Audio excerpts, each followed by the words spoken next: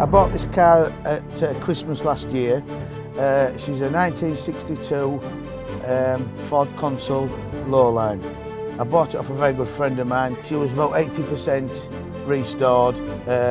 We bought it at Christmas and she had a bit of a clutch rattle and a bit of a bad to start, and we decided that to take the engine out for a refresh, and it turned out to be a total rebuild.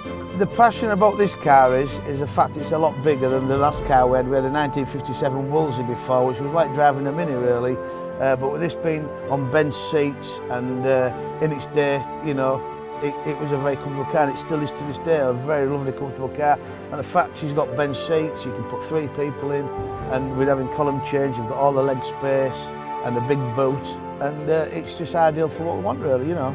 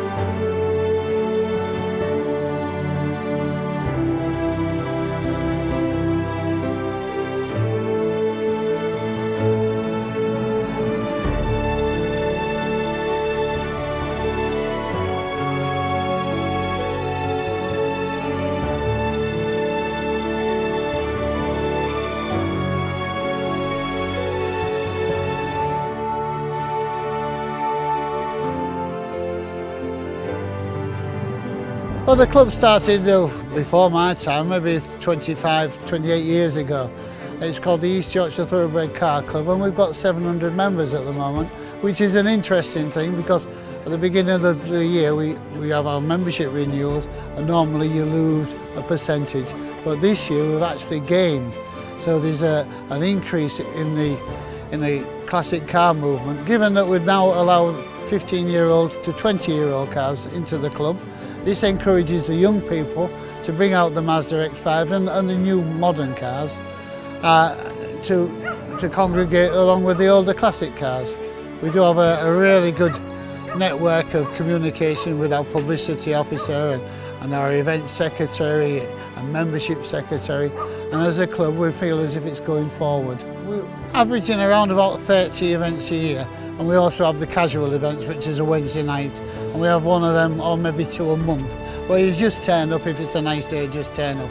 But our East Coast Run, our mark event of the year, where we start off from East Park, and it started off as a commercial event, and over the years we've been asked to take it over and introduce the cars, so you get a big mix of lorries, buses, ambulances, military vehicles and classic cars all on one run, and it runs from the East Park in Hull on this Sunday, and it goes from 11 o'clock and it ends up just near here at Sewerby Fields, and it's a massive event and well worth coming to see.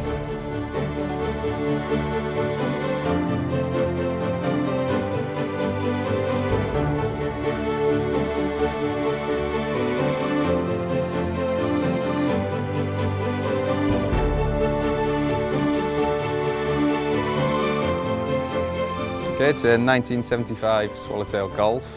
It was one of 5 right-hand drive ones that were made. It's all pretty much original, a little bit of paint done here and there. It's got 17-inch magnesium racing wheels, 3-piece made into a 17-inch wheel. Everything else on it is pretty much factory. It's all just suspension work to make it sit like it does. It's different to a normal Mark 1 Golf because a Swallowtail and a normal Golf has 95 differences, I think it is. But overall it's a nice car, which I thoroughly enjoy.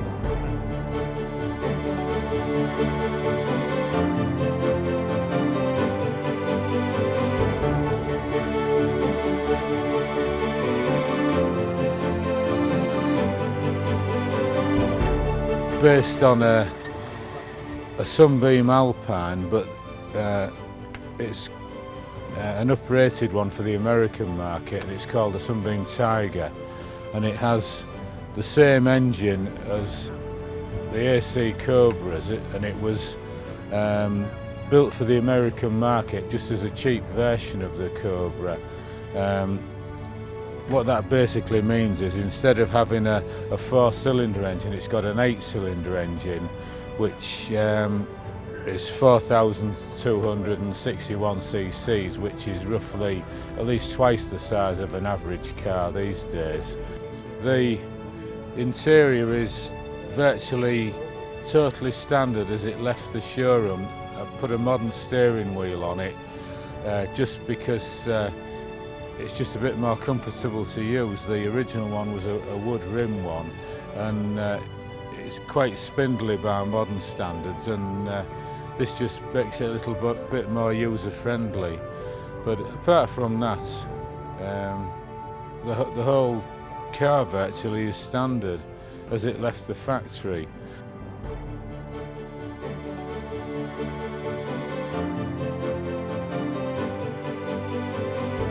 I saw this car in pieces in 2002, just in the wheels, engines out, you know, windows out, all sorts of things. And the man that was going to put it all back together unfortunately got cancer and died. And so everybody stood there with a motor car they don't know what to do with. So I liked it. I had one exactly like it, which I'd had for almost 18 years before. But it sent a better car than mine, a better body. A bit of welding on the one before, they said no welding on, so we bought it. And a chappie that does the classic cars in Scarborough put it all back together for me, and I helped him, a bit of work, and that's only 2 years we got it back on the road. And then I sold the one I had, and I've been running this one ever since. We did upgrade it while we were rebuilding it. We got the opportunity to get a 1725 engine, because these come with a 1600 engine. And we took the whole front end off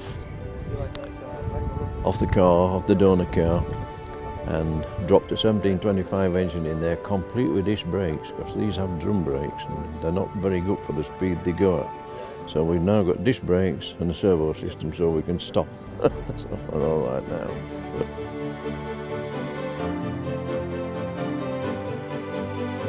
I've had the car from new. It's an Opel Manta Bernadetta, 1986. The colour's called Bartle Brown. It was one of the colours that obviously Opel brought out, probably not as well known as some of the colours that they had. I've had it, as I say, from new, so I've used it in ordinary service and I decided to keep it. It's been restored, new body panels put on, engines are fine, it's original engine, no work had to be done on that. And so more or less the car is in original condition, apart from I had a respray as well once the body panels went on it. It usually goes out in the summertime to various car events around Yorkshire area. Whichever we fancy going to is either sort of nearer home or quite often over this part of the world. It's a nice comfortable car to drive actually, probably compared to a lot of modern cars. It just feels cosy. There's not all the fancy gadgets all modern cars have, it's just the car you drive and it'll get you where you want to get you. It's to say it's fairly quick as well, fairly fast. It's not a 2-litre engine, but it's quite a nippy engine that's in it. Obviously it gets a lot of attention when it's on the road as well, you find.